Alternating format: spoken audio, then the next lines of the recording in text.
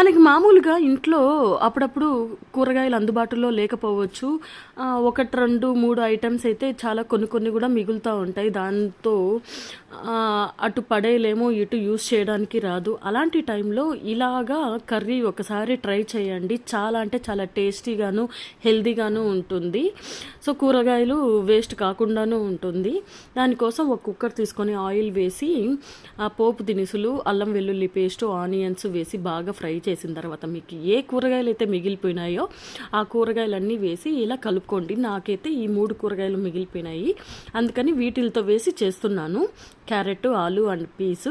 మీకు in case ఇంకా వేరేది ఏదన్నా వంకాయ అవ్వచ్చు, కాలీఫ్లవర్ అవ్వచ్చు, అలా ఏది మిగిలిపోయినా కూడా వాటిని ఇందులోకి వేసి బాగా కలుపుకొని ఉప్పు, పసుపు, కారం, గరం మసాలా, ధనియాల పొడి, జీలకర్ర పొడి వేసి బాగా ఫ్రై చేసి కొంచెం వాటర్ పోసి ఒక 2 విజిల్స్ పెట్టండి.